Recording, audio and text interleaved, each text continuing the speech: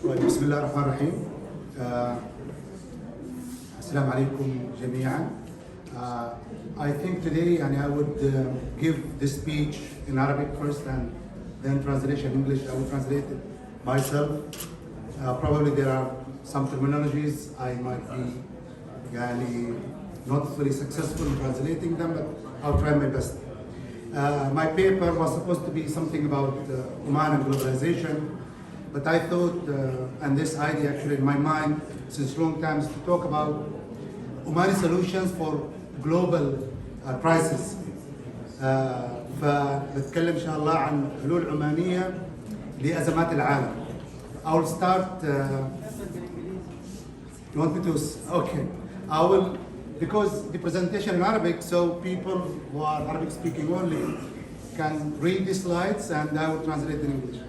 I will be covering the concept of multiculturalism and the major challenges facing humanity today, and about the major causes of the global crisis, the concept of a state, about the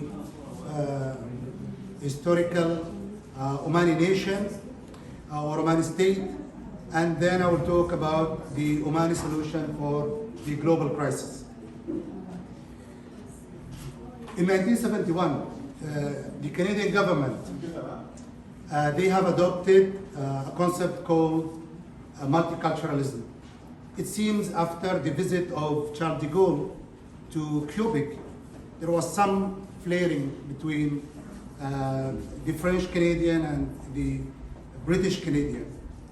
So the thinkers there, they thought about how to combine these two, and the nation should be in harmony.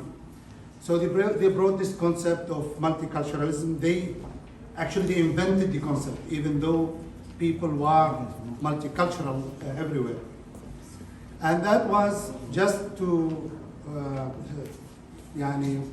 probably to consolidate the concept of tolerance between the different composition of the Canadian society. In 1996, the United Nations have adopted the tolerance concept as one of its merits. And in 2002, after the 9/11 events here in the US, the United Nations have also adopted a new concept. They called it cultural diversity. And there is a day for cultural diversity, I think, every May of each year.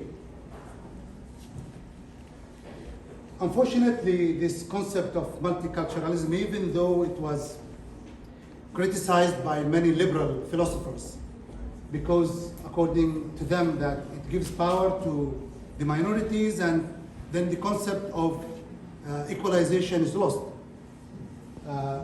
That is aside, unfortunately there is a failure of multiculturalism, what we can see now because of the rise of the far rights in probably here in the US and Europe, and the issue of the nationalism in India and even in some Arab states. And you could see what is happening now in Ukraine, where one power would like to enforce itself on other nation, not recognizing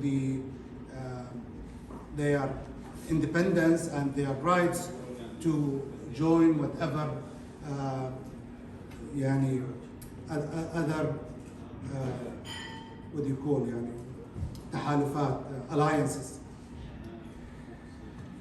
There are actually major crises we are facing as human beings. Probably the most important is the climate change and the wars that is now happening here and there, and also the rise of the religious fanatism, and also the racial and the sexism and inequality in distribution of wealth either in the local communities or worldwide. And if we look in depth at the root causes of these global crisis, even though we all recognize that this shouldn't happen, and we should treat each other as human beings with respect and dignity. Unfortunately, there is weakness in our commitment to our moral obligation. And also there is this controversy about our realization of of this obligation and between our response and our action. And to me, that goes back mainly to two simple reasons. One is this poor moral commitment of what we should do or what should happen. And the other one is we always are biased towards our own agendas and our own benefits, either our selfish or our group agendas against the human and global agendas.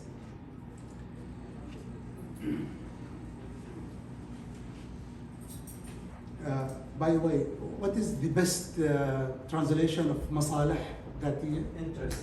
Interest, yes. Okay, good, thank you. Because we are biased to our own self-interest, it's this bias is, according to Hegel, the German philosopher, is due to what he calls is the liberty that of the low level liberty. And according to him, the full or the absolute liberty is linked to the state, where he says the law, the morality, or the objective morality, and the government are the only real thing or the positive reality that completes the liberty. And the state, according to Hegel, is the moral life, and it exists, and when it exists, so that is the state.